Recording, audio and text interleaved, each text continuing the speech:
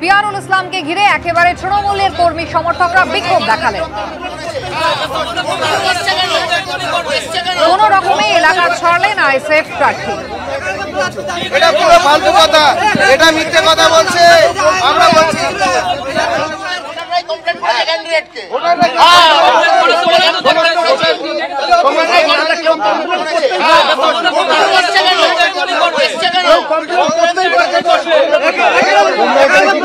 এটা পুরো ফালতু কথা, এটা মিথ্যে কথা বলছে।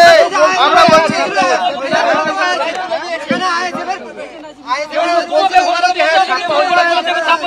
হাড়োয়া বিধানসভা উপনির্বাচনে আইএসএফ প্রার্থী পিয়ারুল ইসলাম তিনি এসেছিলেন মোহাম্মদপুর অবৈতনিক প্রাথমিক বিদ্যালয়। সেখানে 135 নম্বর বুথে ছাপ্পার অভিযোগ এবং তাকে ঘিরে বিক্ষোভ।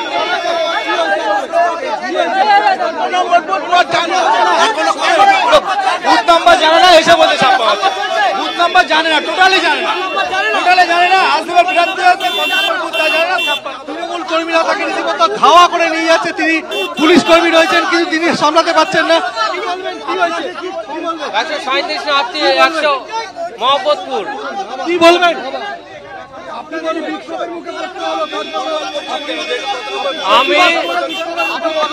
আমি আপনাদের বললাম যে আমাকে এখান থেকে ফোন করা হয়েছে, আমি দেখ আপনাকে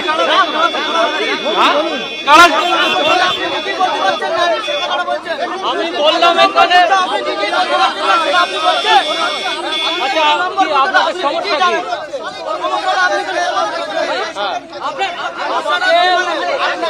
আমি কি বললাম এখানে?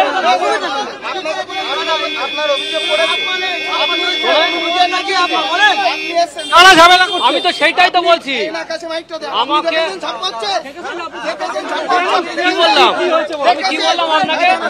এখানকার কর্মীরা আমাকে আমার কাছে কোথায় কর্মী আপনাদের তো দেখাবো না। আমি আমার কাছে অভিযোগ এসছে, আমি দেখতে এসেছি, এসে দেখলাম এখানে ছাপ্পা হচ্ছে না। এইটাই তো বলেছি, সেইটাই তো বলেছি, আমি সেইটাই তো বলেছি। আপনি বলছেন যে আমাদের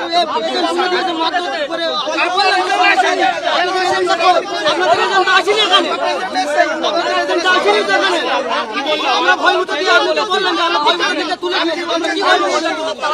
আপনি বলেন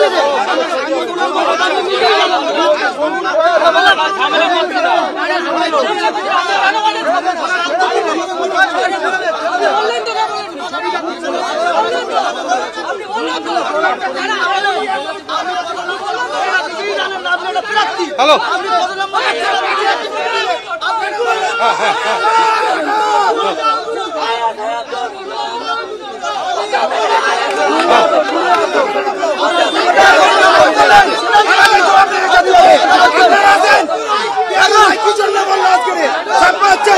হ্যাঁ, আমরা ছাড়ছি না এখান থেকে। কেন ছাড়বো?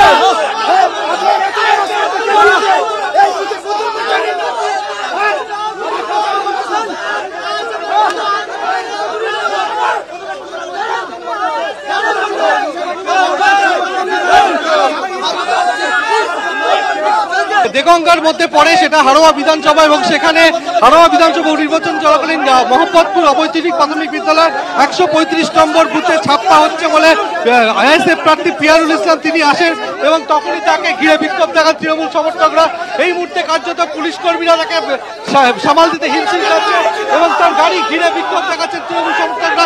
এবং সন্দীপ সাধুকার ক্যামেরাম্যান থেকে ছবিটা দেখাতে বলছি যে কিভাবে বিক্ষোভ দেখানো হচ্ছে। অর্থাৎ আইএসএফ প্রার্থী পিয়ারুল ইসলাম তিনি এসেছিলেন এই বুথ দেখতে, এবং তখনই তাকে ঘিরে বিক্ষোভ দেখানো হয়। ভয় পেয়ে গেছে যে যাতে জিততে যদি না পারে, সেই কারণে এইসবগুলো করছে ওরা।